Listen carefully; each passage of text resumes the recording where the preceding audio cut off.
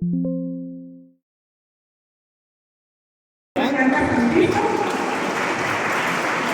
vamos a iniciar con ella esta polémica. ¿Vale?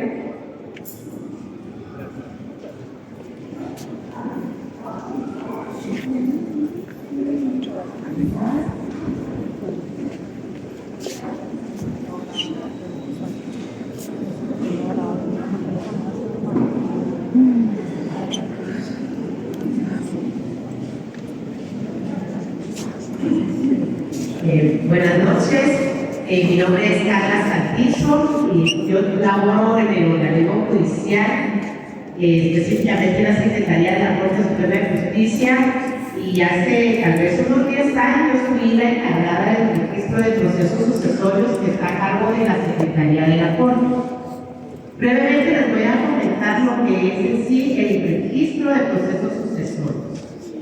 Pero vamos a hacer vamos a retroceder un poquito en el tiempo para hacerles una breve reseña de cómo antes se sucedían todos los derechos y bienes de las personas, no tanto las obligaciones cuando se empezó con regular las relaciones de las personas.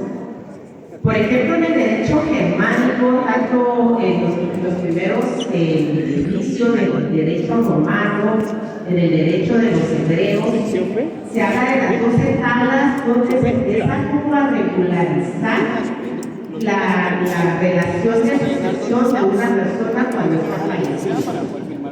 Entonces estamos hablando de unas relaciones de sucesión que eran más que todo familiares. No se hablaba que una persona tenía que sucederle a otra en los bienes, no estamos hablando todavía de obligaciones.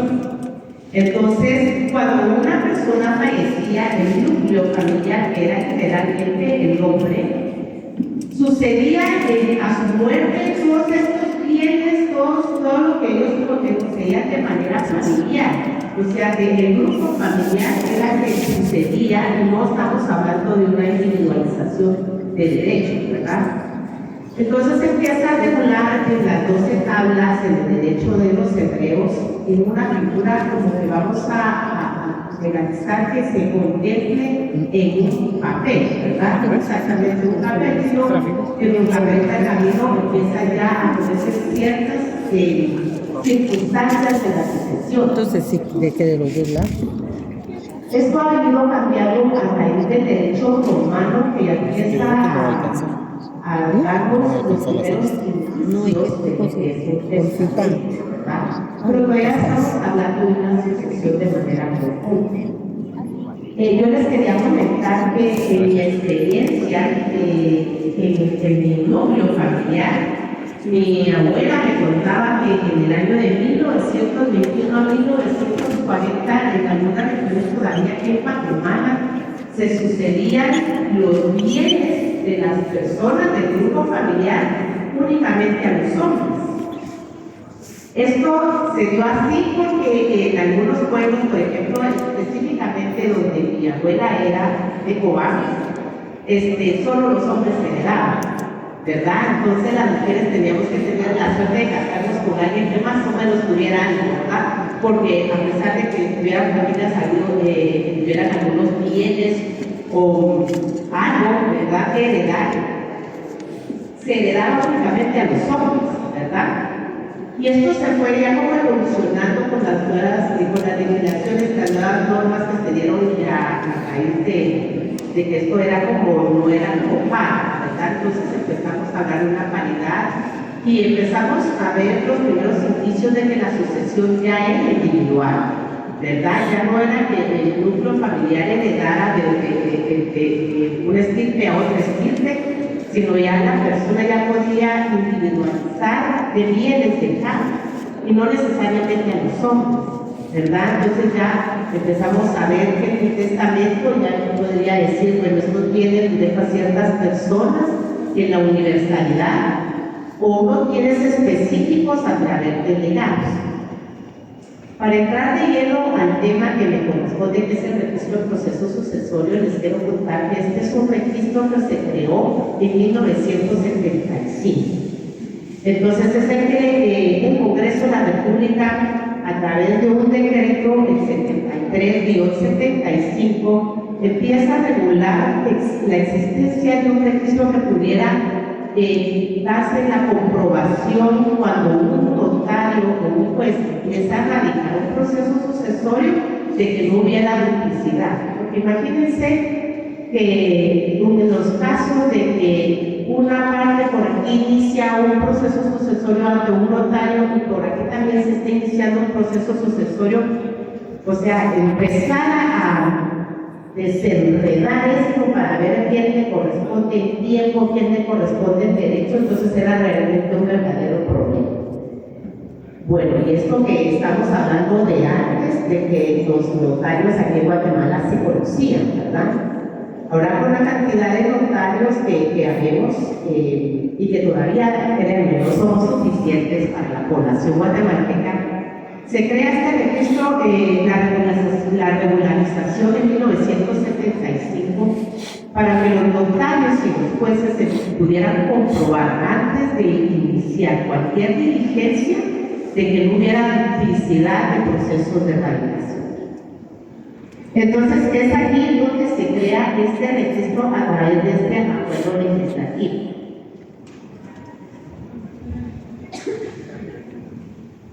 Entonces, ¿a quién le corresponde dar este aviso? Porque iniciamos con este registro mediante un aviso. ¿A quién le corresponde dar un aviso de radicación? Que estamos promoviendo nosotros un proceso sucesorio. A dos personas. Al notario, porque está tramitando un proceso extrajudicial, un proceso notarial, o a un juez porque se está iniciando un proceso ante los tribunales de justicia, específicamente a los juzgados de primera instancia.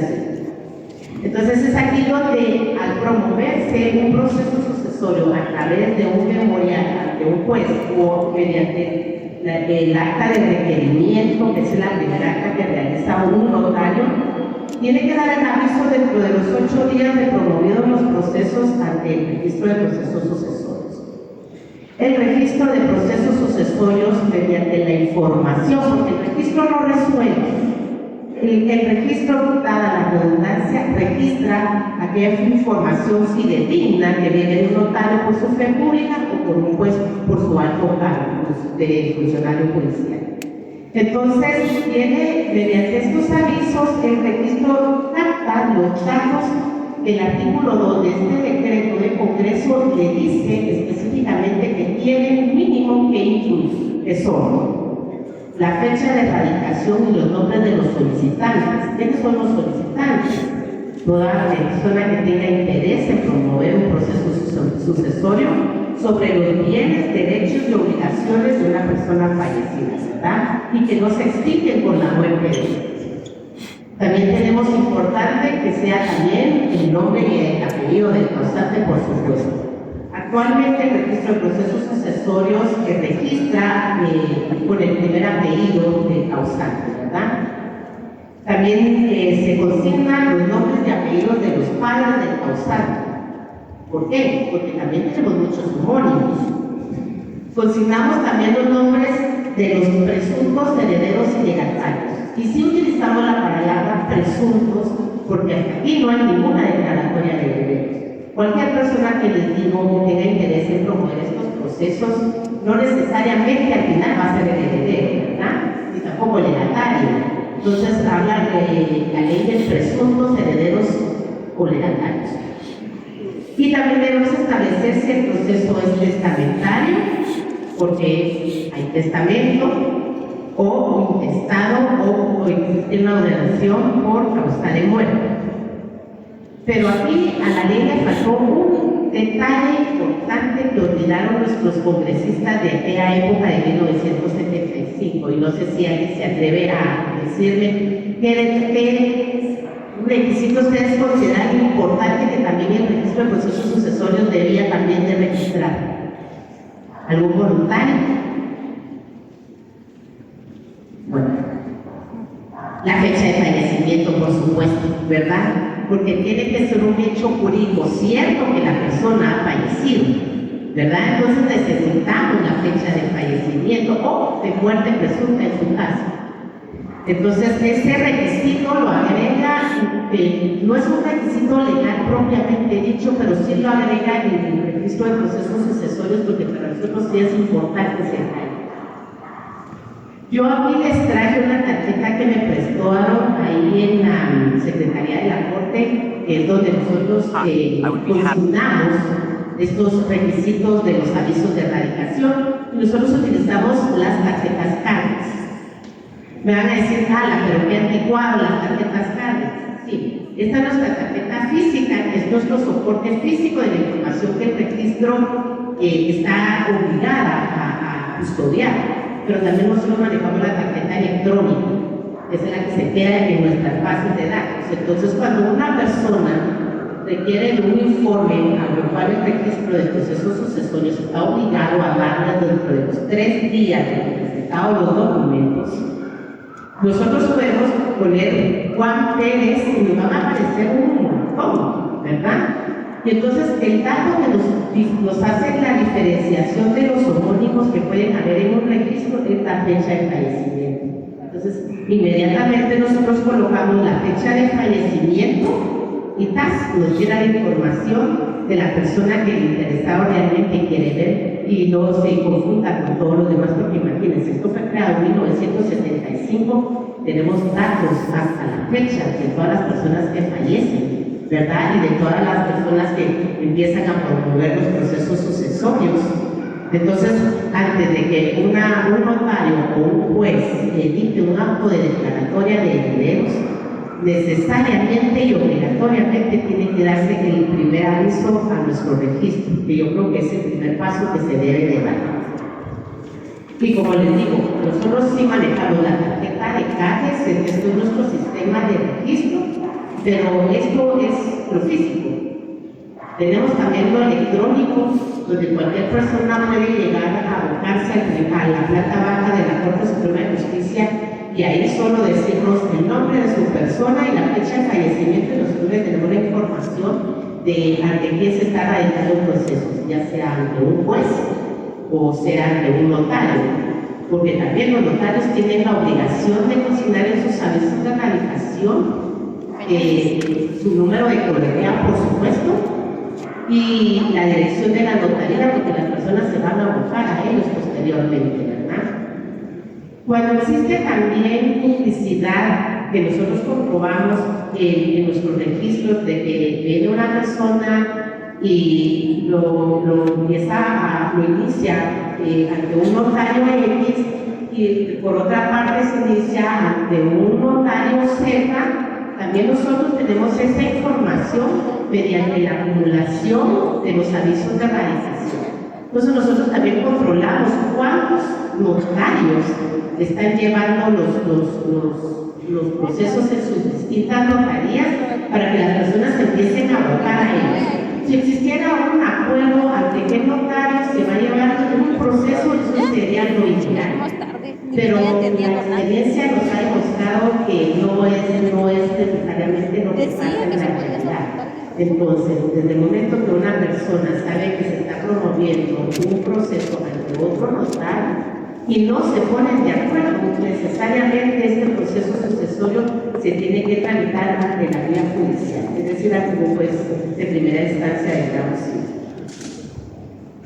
Como les decía, nosotros tenemos tiempos para dar las respuestas de los informes que llegan al registro a través de los acuses de recibo que nosotros nos pueden estar vendiendo de manera electrónica, ¿verdad? Porque también tenemos ese servicio y hasta es más, nosotros podemos también generar la información del primer aviso de erradicación ante el registro de sucesorios si el notario también nos lo dice verbalmente. O sea, esto es una modalidad que también está en la ley, ¿verdad? Aunque nosotros sabemos que estamos acostumbrados a trabajar mucho en papel, entonces si un notario se aboca y lo quiere hacer de manera verbal, excelente. Pero eso sí, también la ley lo limita, porque tenemos que tener el sello del notario. Entonces ahí volvemos a que regresamos otra vez al papel, ¿verdad? Pero son cosas que van, yo creo que después de analizar nuestras leyes,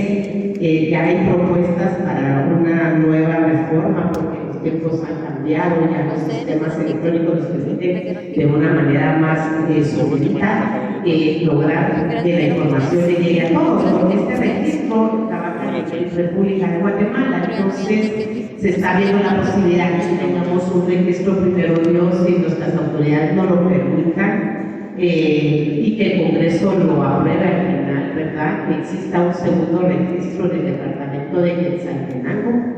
Eso congestionaría bastante la información que se maneja aquí en Guatemala, ¿verdad? Y por qué no un tercer registro, ¿verdad? Y como las herramientas de los sistemas informáticos nos dan esa posibilidad de que todo sea mucho más rápido. Tal vez ni es necesario que los notarios se aboquen a Guatemala para iniciar sus avisos de erradicación, sino que ya lo podamos hacer de manera electrónica. Yo creo que esas son las primeras decisiones que tienen nuestras autoridades del organismo judicial, de que permiten tener a la mano estas herramientas que son mucho más rápidas, con sistemas más transparentes y más seguros, ¿verdad? Para que podamos nosotros tener la información de la manera más veraz. También la ley de este decreto 7375 también establece que en el caso de que se omita o se tarde en dar la información, el encargado también es sancionado por no darlos en los tiempos legales, ¿verdad? Entonces, hasta aquí creo que no ha pasado porque, ¿qué te digo? Unos 15 años para acá, desde que yo estuve y que está ahora otra nueva persona, hemos cumplido con los plazos, siempre se han cumplido con los plazos.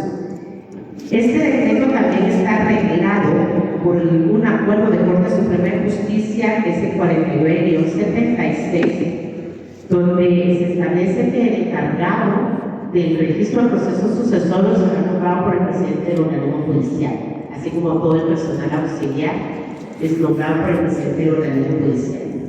Nuestras autoridades, gracias a Dios, han visto las necesidades del registro.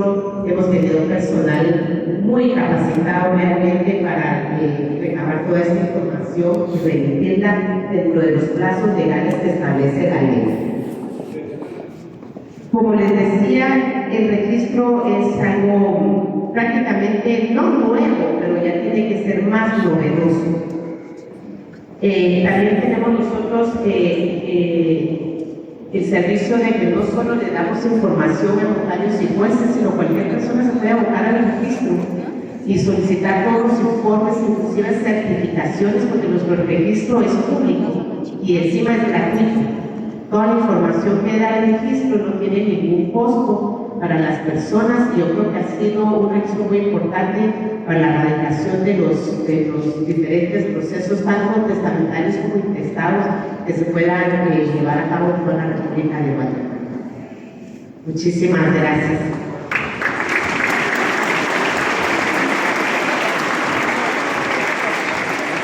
Le agradezco mucho, doctora Carlita Santizo. Quiero comentarle que haré mi camino al señor Recamo, le traigo conocimiento, pero no sé cómo jalar el tiempo, si esperamos o sí. Qué bien. Quiero dejarle el uso de la palabra al doctor Nelson Chuquier Can. Él nos va a compartir conocimientos sobre diferencia de jurisdicción voluntaria, sobre todo de la línea de Registro Nacional de las Personas. Un aplauso para el doctor, por favor.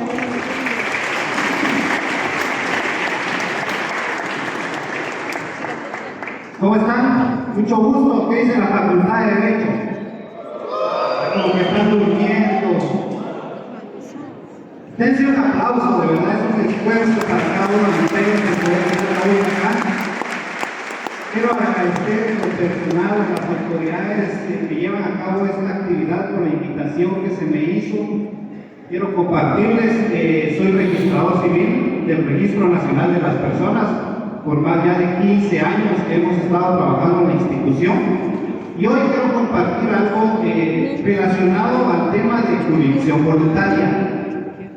específicamente cómo se va a aplicar dentro de la institución algunos trámites y pasos que nosotros vemos. Para poder hacer un poquito de antecedentes, sabemos de que ¿qué decreto es? La ley de regularización de trámites de jurisdicción voluntaria. ¿Quién me dice? ¿Qué decreto es?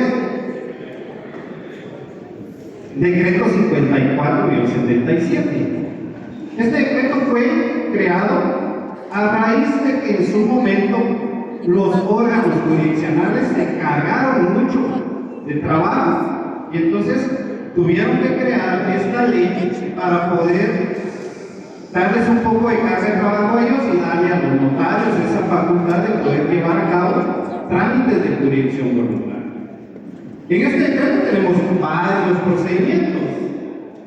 Tenemos el cambio de nombre, tenemos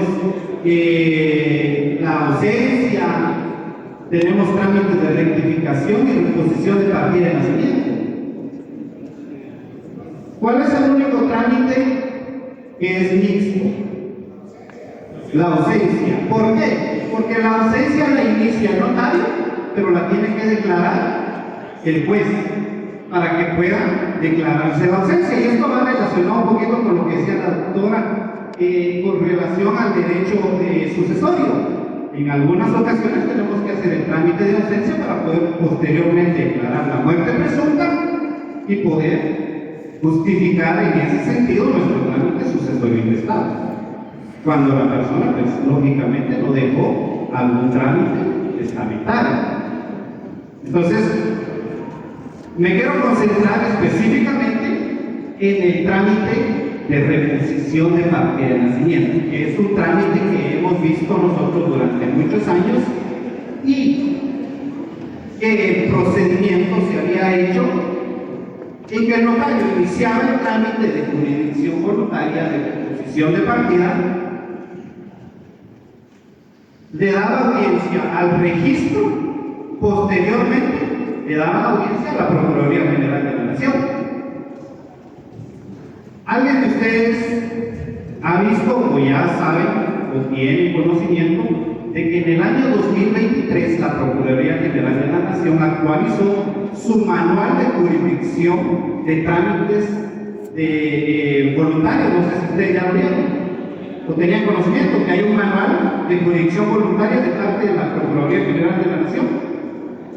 El 30 de septiembre del año 2023 ellos actualizaron este manual a raíz de que ellos indican de que no es procedente a partir de esa fecha emitir opinión en el trámite de reposición de partida de nacimiento, porque establecen de que no es un trámite que está establecido directamente en la ley de jurisdicción voluntaria. Si nos vamos al artículo 21 de la ley de jurisdicción voluntaria, establece omisión o rectificación de partida.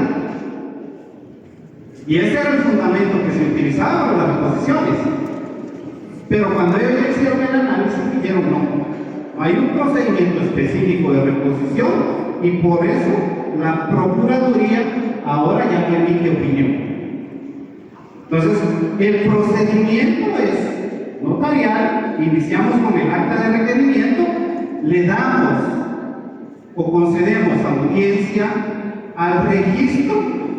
El registro va a realizar el análisis correspondiente relacionado a la documentación que se presenta para poder establecer que efectivamente hay que reponer la partida, independientemente de la situación. Puede ser que por destrucción del libro, puede ser porque esté deteriorado definitivamente el libro o la hoja, y eso no permite poder digitalizar de una mejor forma el certificado de esta persona.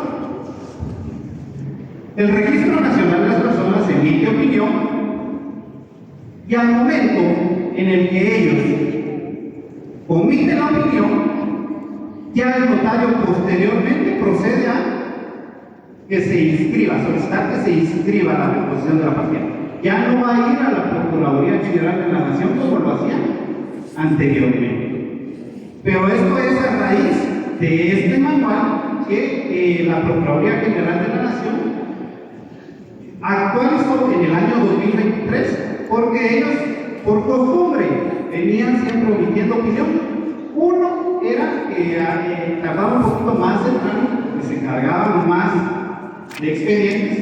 Dos, a veces las personas se les dificultaba un poco para poder llevar a cabo el trámite de reposición. Entonces ahora se hace un análisis que es más conveniente, si se hace la reposición de la partida o una inscripción extemporánea. Eso es un análisis que se tiene que hacer y por cual se nos facilita a nosotros como notarios. Porque nosotros lo que queremos es facilitarle a las personas que ellos puedan tener una inscripción que pueda identificarlo. Y en el caso de nosotros como registro, identificar a estas personas que por muchos años no han tenido un documento que pueda acreditar que efectivamente esta persona es, ¿verdad?, tomada o que tenga una personalidad por no estar inscrita. Entonces, es para que ustedes lo tomen en cuenta, lo anoten, porque esto que se da en la práctica, difícilmente a veces la ley nos establece, váyase al manual de la Procuraduría General de la Nación. No, o sea, nos da la base, pero esto lo vemos en la práctica y esto lo aplicamos. Y entonces, nosotros que estamos en institución, compartimos esta información para que ustedes ya tengan anotado que en trámite de reposición de partida, pues ya no necesitamos la opinión de la Procuraduría General de la Nación. Los demás trámites son trámites que, como ya están contemplados en la ley, siguen su mismo proceso. Audiencia al registro, audiencia a la Procuraduría. Posteriormente, con la opinión de la Procuraduría, se procede a realizar el trámite correspondiente. Les quiero compartir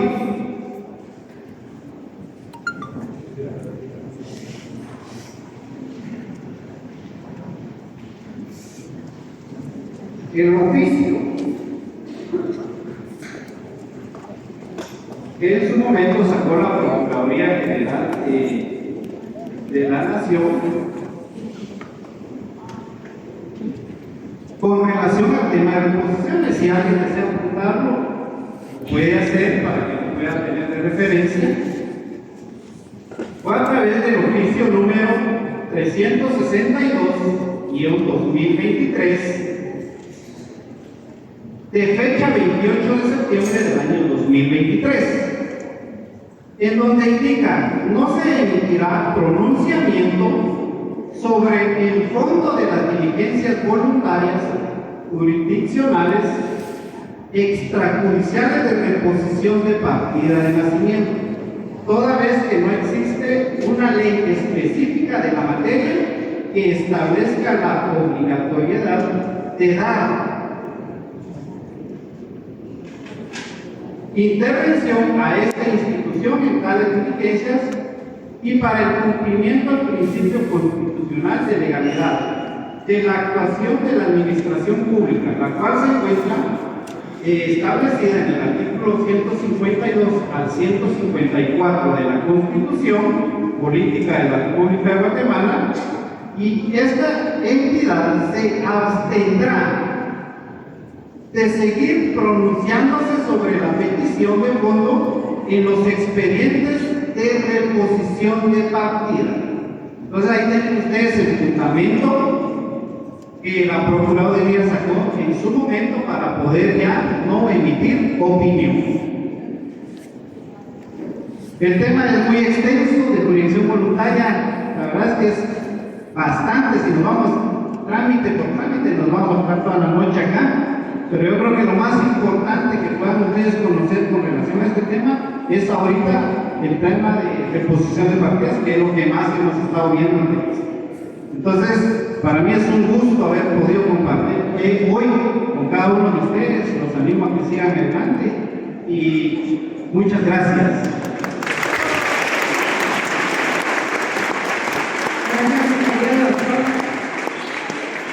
Espero hayan anotado algunas preguntitas porque después va a haber espacio para preguntas. Yo les pido por favor a los jóvenes que están allá que se vengan acá adelante, hay suficiente espacio. Vénganse por acá, también ustedes que están calculaditas. Son, vamos a ver, 8, trabajan 8 acá. 4, 18, 16 espacios más. ¿Entra?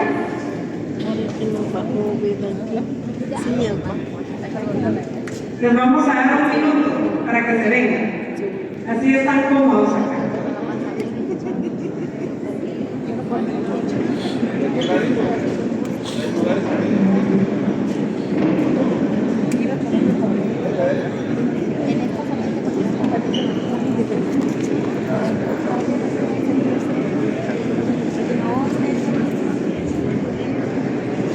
Quiero informarles que la doctora Carlita Santizo se nos va a retirar ya en un momento. Entonces quiero preguntarles, jóvenes, levanten la mano, ¿quién tiene alguna duda del tema de procesos sucesorios de la Corte Suprema de Justicia? Un trámite, un plazo, un horario. ¿Alguien tiene alguna duda? Puede ser que venga hasta en el examen, no sabemos. Ni siquiera estábamos cuando las dieron para el preso. Puede ser que algo venga por ahí. Bien, buenas noches, distinguida mesa directiva, compañeros, buenas noches, bienvenidos. La única pregunta que tengo para la licenciada es si se dice que la fecha, de mucho gusto, licenciada, encantada de conocerla. Hola. Si la fecha de defunción es importante, Sí. pero que no está. No está. ¿Por qué? Porque, Esa es la pregunta. sí, bueno, te voy a contestar. Porque desafortunadamente en 1975, cuando fue emitido este decreto de Congreso, el 11 de diciembre de 1975, no se percataron que era un dato muy importante. Y es que realmente es el factor que nos utiliza el registro para individualizar cuando las personas se repiten los nombres, ¿verdad? Entonces, por los homónimos tenemos, bueno, por eso también hay personas que solo utilizan un nombre, entonces Juan, Pérez, González, hay miles, ¿verdad? Porque también, se me olvidó también comentarles que esto también nosotros anotamos si las personas tienen identificación de nombres, ¿verdad? Entonces, la tarjeta le da la posibilidad, más que todo, como digo, nosotros tenemos nuestra tarjeta porque utilizamos el sistema CARDEX, pero la tarjeta electrónica que maneja el registro en su, ahí sí que en custodia, nos permite mediante la fecha de fallecimiento establecer que está en la persona que usted está buscando, porque el Congreso desafortunadamente no tuvo en cuenta ese detalle, este pequeño detalle, ¿verdad? ¿Satisfecha? Más o menos. Esa modificación. Claro, ¿sabe por qué? Porque por parte del organismo judicial nosotros encantadísimos, pero no es un decreto del Congreso de la República, entonces tendría que ser la Asamblea Legislativa la que debería hacer la reforma a la ley. Así es. Muy bien.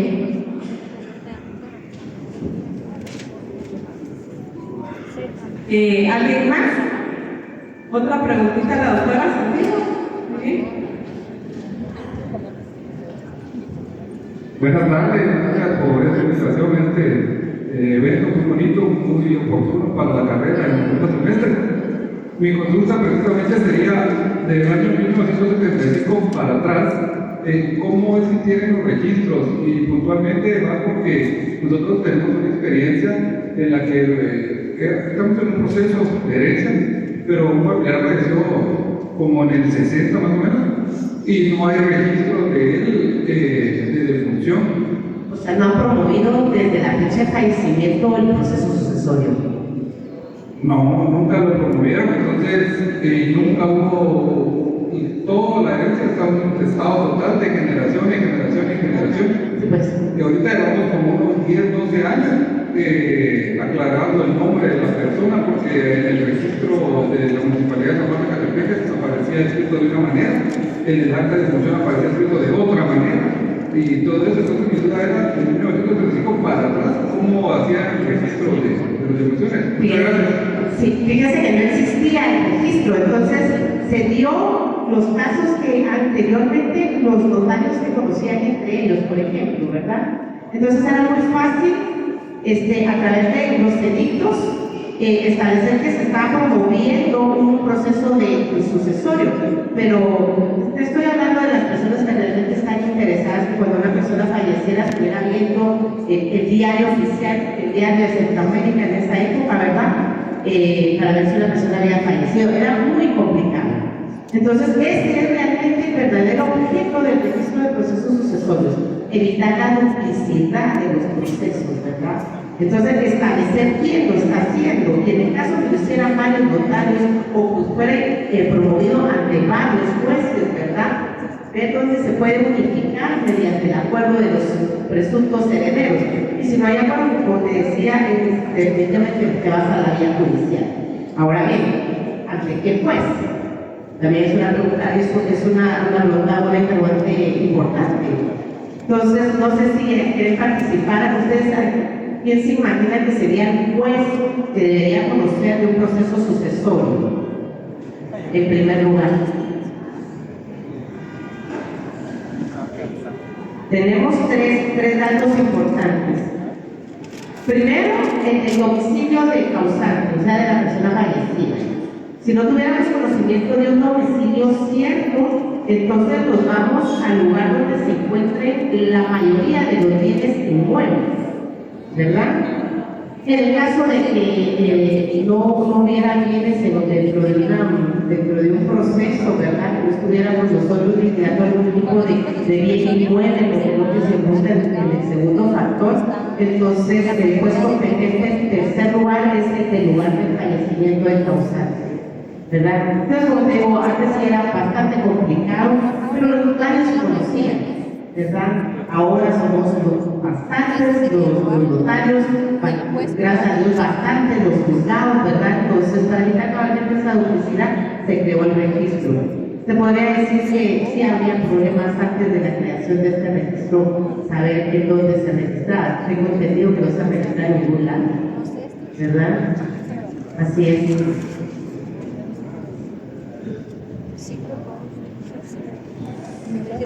Muy bien, cuando termine de dar su ponencia el doctor Walter Alexander Alvarado, entonces ya preguntamos a ambos.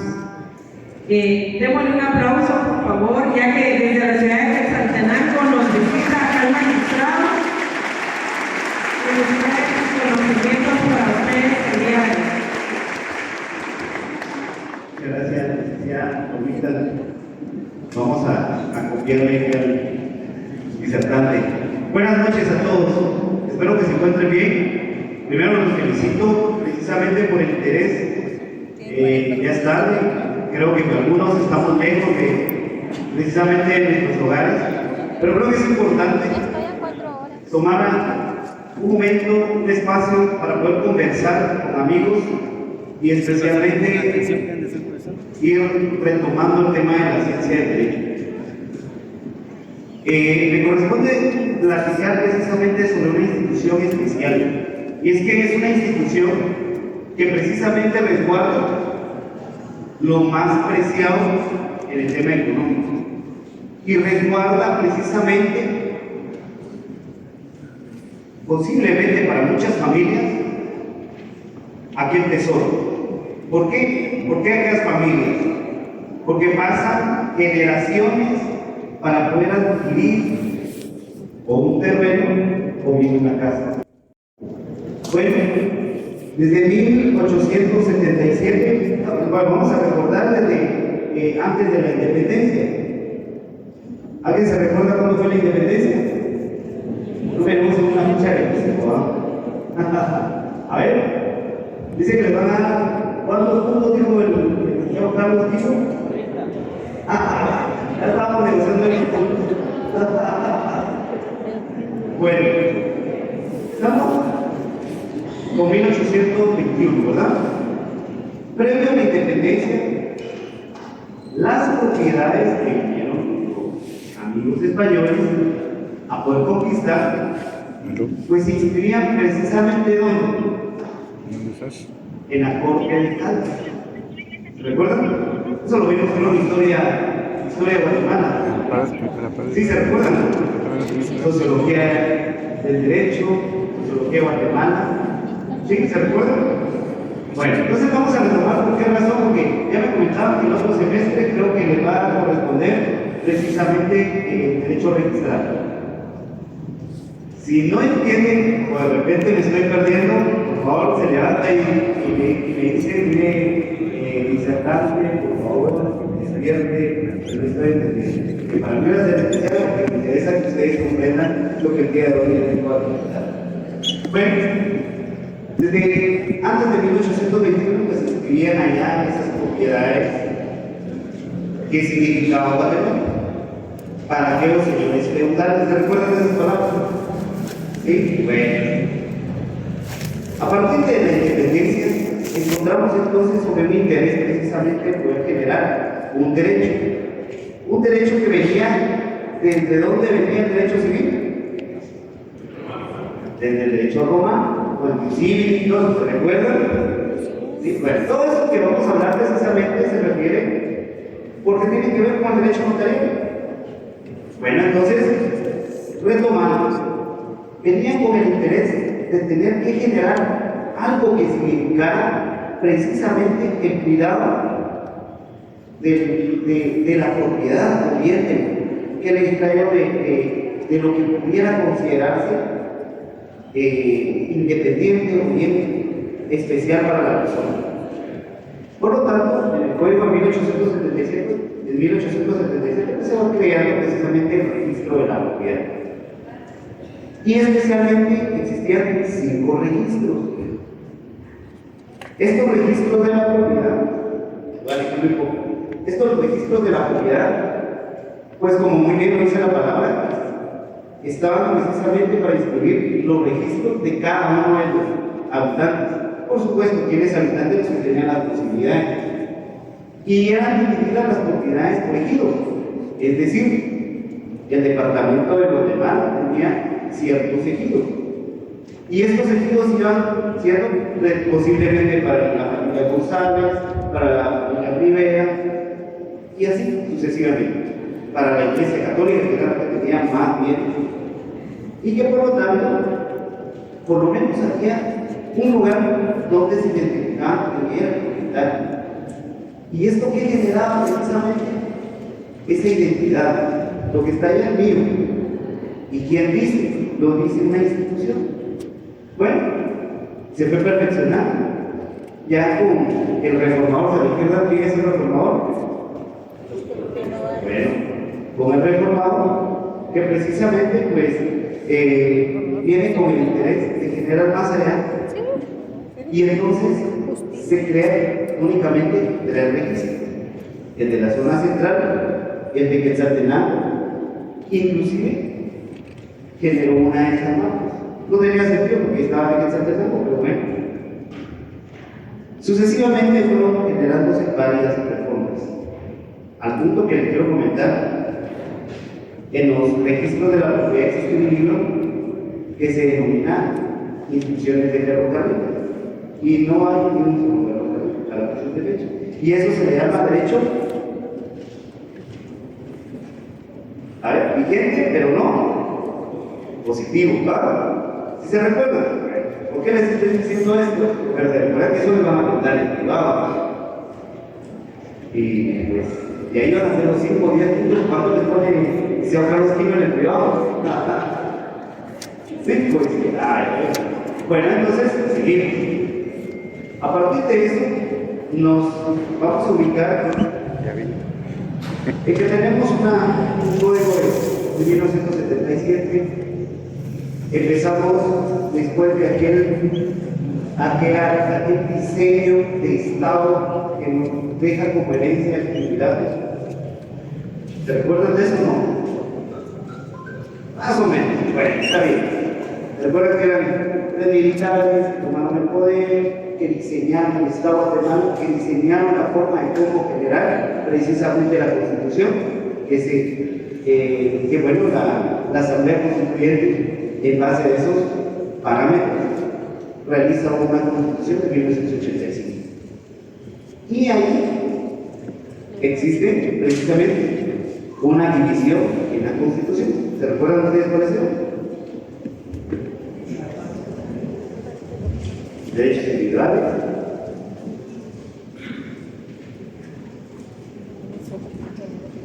a ver, alguien que repetimos con los puntos, digamos, como 5 5 más, bien, buena oferta, ¿no? ¿Sí? ¿A quiénes vieron que era derecho administrativo?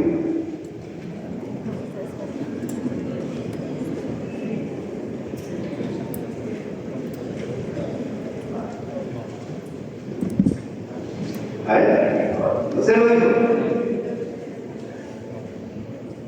No. ¿Verdad? Tenemos los derechos humanos. Lo ganan de la práctica, ¿no? Pero como no estamos en derecho constitucional, vamos a saltar. Pero quiero llegar a algo. ¿A qué estamos en la Constitución? Aparte de prueba natalia, ¿alguien trae la Constitución? Dice el Carlos dijo que no hay que salir sin la Constitución. Creo que ahora hay de policía o algo. Bueno, a ver, de repente la compañera nos ayuda a leer el artículo 230.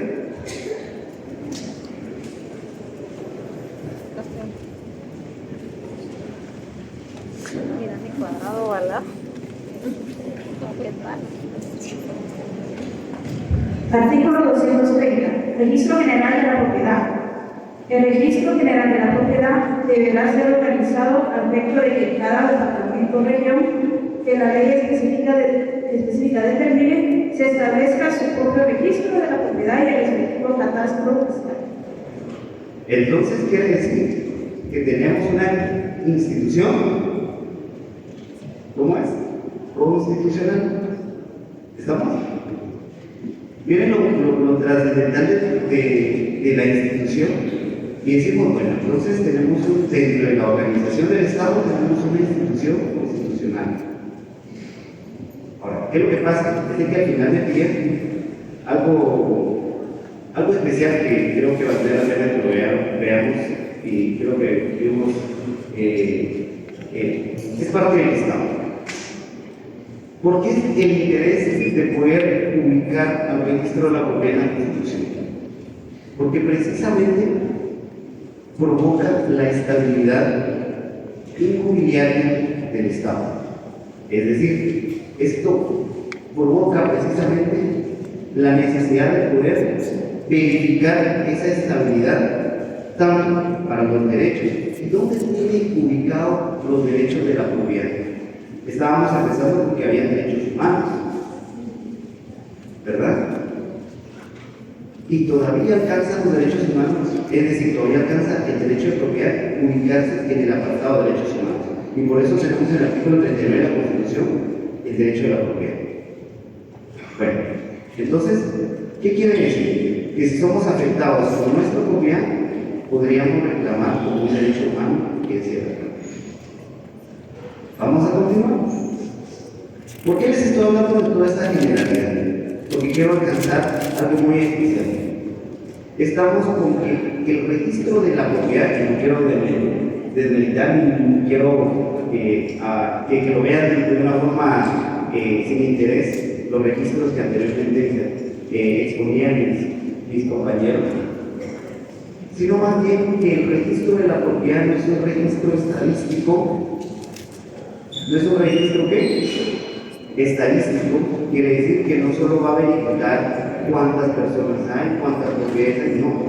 Tampoco es un registro únicamente de información, lo que decía la doctora. No es un registro de información, va más allá. Es un registro que establece o que determina una seguridad con respecto a los derechos reales. Ahora bien, cuando nos estamos refiriendo a un derecho real, precisamente se refiere a esa obligatoriedad, es decir, a eso que se le podría decir un bien con valor. el valor que ustedes consideren, pero tienen valor. Ahora bien, vamos con que entonces ya sabemos que el registro de la propiedad resguarda bienes, no solo muestra quién es el propietario. Continuamos. ¿Dónde ubicamos al registro de la propiedad dentro de la estructura del gobierno? No se encuentra. Es decir, no está supeditada precisamente en ningún ministerio. ¿Estamos? Porque ustedes van a ver de una u otra forma, puede ser que les pregunten en el privado. No está ubicada en ninguna de las organizaciones del Estado. A diferencia del registro de propiedad intelectual que pertenece al Ministerio de Economía, ¿verdad? El registro, el registro mercantil que pertenece al Ministerio de Economía, en esta ocasión no. ¿Por qué? Porque su vida vive más allá y porque no está sujetado a nada. Incluso podría decirse que es una institución sui generis, es decir, que tiene una especialidad muy particular, subsiste por sus propios bienes, no recibe ningún fondo del Estado. Es decir, que lo que ingresa, con lo que ingresa solito se paga. Y por eso podríamos decir que es una empresa del Estado. Bueno, siendo así, entonces, ¿quién nombra al registrador? Creo que el título debemos de haber denominado conociendo el registro. Aparte que vamos a llegar a donde pues ya habíamos cometido. ¿Alguien trajo buenos amigos? Vamos al derecho privado, ¿no? ¿Sí? A ver, se nos ayuda ahí con el micrófono. Veamos por favor el artículo 1225. Creo que allá es. Ahí está bien, no sé. Marvin está en la esquina. Me gustan los dos que yo he dicho. Allá está el registro. 1225.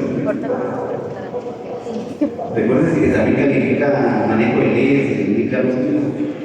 Buenas tardes a todos. Artículo 1225 de los registradores. Cada registro está a cargo de un registrador propietario, nombrado por el presidente de la República de Guatemala, mediante acuerdo gubernativo a través del Ministerio de Gobernación, Supermuta. Traslado o estación se van a acordar en la misma forma. Cada registro podrá contar con uno o varios registradores auxiliares, designado por el registrador propietario bajo responsabilidad, quienes firmarán las razones, documentos, asientos, instrucciones, anotaciones y cancelaciones que determine dicho funcionario. Cada registrador auxiliar tendrá las mismas cualidades del registrador propietario, estará sujeto a las mismas limitaciones y garantizará las responsabilidades en que pudiera incluir.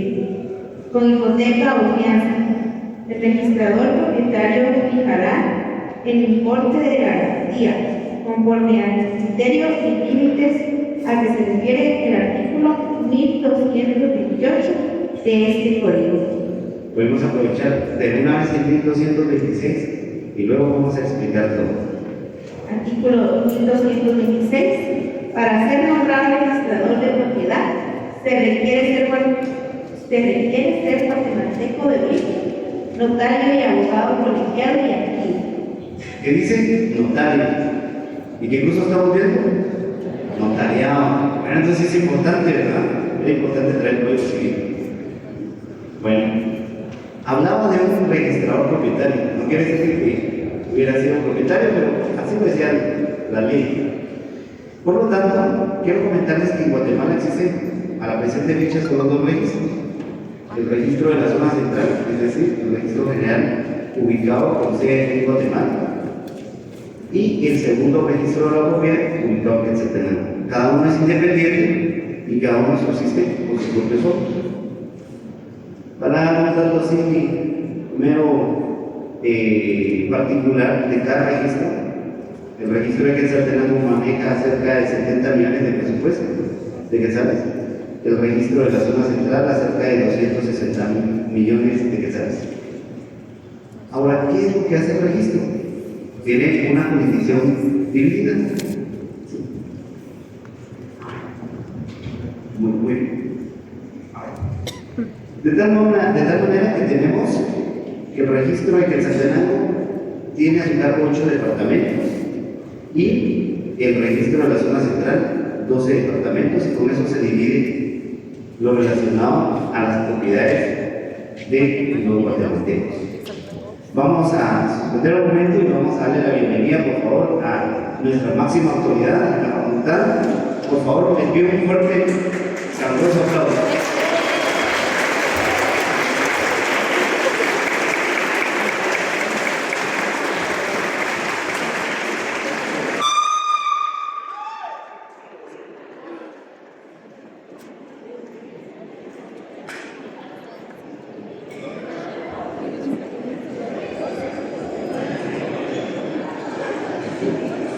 Hasta con un grito reciben al señor Reclamo, ¿no? ¿Qué fue lo de? Pues nos sentimos muy honrados de tener la presencia de nuestra máxima autoridad de la Facultad de Derecho de la Universidad de San Carlos de Guatemala, ya que es muy importante para nosotros como docentes tener ese apoyo y respaldo. Asimismo, al señor Reclamo, por eso el link que se les mandó, me dijo que todos acá van a tener su diploma de participación. Después, un aplauso para todo ese apoyo que él nos brinda. ¿Aún vamos a continuar? ¿Sí? Vamos a continuar y luego ya dejamos en el uso de la palabra a nuestro distinguido decano para que les salude a todos ustedes.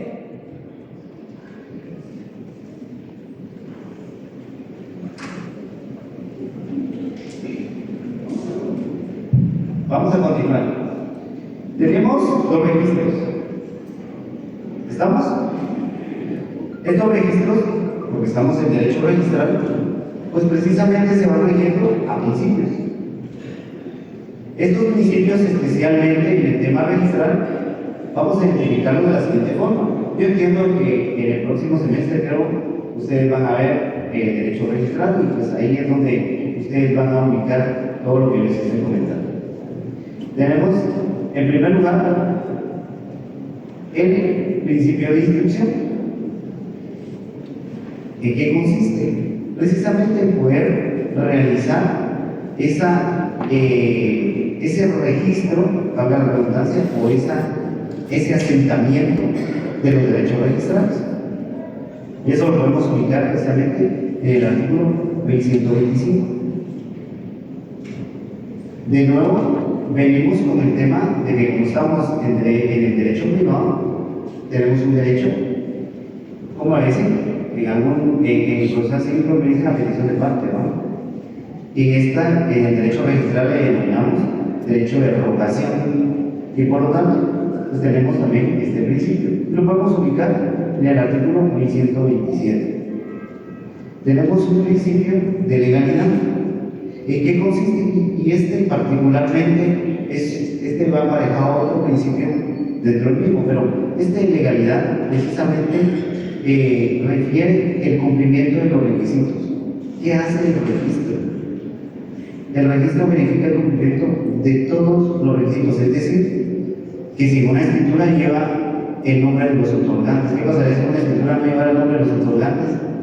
Como que dos fantasmas aparecían, ¿verdad? Y le entregaran un documento, una compraventa y dos fantasmas, entonces, entonces, lo que hace el registrador es verificar el cumplimiento de estos requisitos. Y esto lo encontramos en el artículo 1128. Tenemos un principio que se denomina seguridad. ¿Y por qué seguridad? Precisamente porque lo que está escrito es lo que es.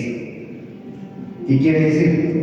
Que si entonces presumimos un documento susceptible al registro ante cualquier autoridad, ante cualquier tribunal, y no estuviera inscrito, por lo tanto, no tendría que tener validez. Y lo encontramos precisamente en el artículo 1131.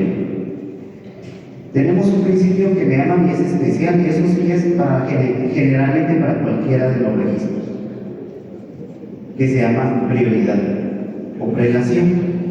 Es decir, que si en el mismo día ingresan dos documentos, es decir, ingresan dos ventas de la misma propiedad, ¿Quién es el propietario?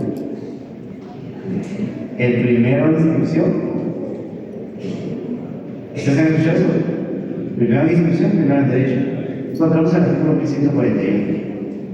¿Qué pasa si de pronto inscriben algo o inscriben el segundo y no el primero? Y entonces a nosotros nos están perjudicando precisamente esa inscripción. Los registros de la propiedad tienen un inspector y el inspector ¿se recuerdan ustedes? Derecho civil. Es el juez de instancia civil. Por lo tanto, aquí es donde vamos donde lo puso. Si a nosotros nos afecta una inscripción por una cuestión de no cumplimiento de requisitos formales, no de formales, podemos acudir a la vía del recurso y pedirle al juez que le ordene al registrador que ya sea que inscriba, si nos denegó la inscripción, que cancele esa inscripción, ¿verdad? O que suspenda esa inscripción. Y para eso nos fundamentamos en el artículo 1164. Yo les hablo así, ya solo para terminar. El artículo 1164 dice a cualquier interesado. Y es muy importante. ¿Por qué razón? Porque algunos tienen el criterio, que lamentablemente no es así, la Corte de Constitucionalidad que ha fallado y indicado precisamente que puede ser cualquier interesado. En un caso hipotético, Juana le vende a Pedro, Pedro le vende a Juan. Juana le vende a Pedro y Pedro le vende a María. Pero cuando le vende a esta segunda persona, no lo inscribió. Y de pronto se fue a Estados Unidos. Y la tercera persona, cuando adquirió, ingresa sus documentos al registro y no lo inscribió. Algunos tienen el criterio de que únicamente se va a aceptar la inscripción de las personas que aparezcan en la primera venta, si quieren ustedes. Sin embargo, ese artículo 1164 dice que cualquier interesado. Además también dice que sea cuando sea de inicio una inscripción o cuando ya se esté inscrito. Pues ahí sí que, como dicen las películas, esta historia continuará. Espero poder estar en otro momento con ustedes. Me llamo Walter Alexander Alvarado, fui registrador del segundo registro de la propiedad en el año 2020 al 2024. Dios les bendiga. Muchas gracias.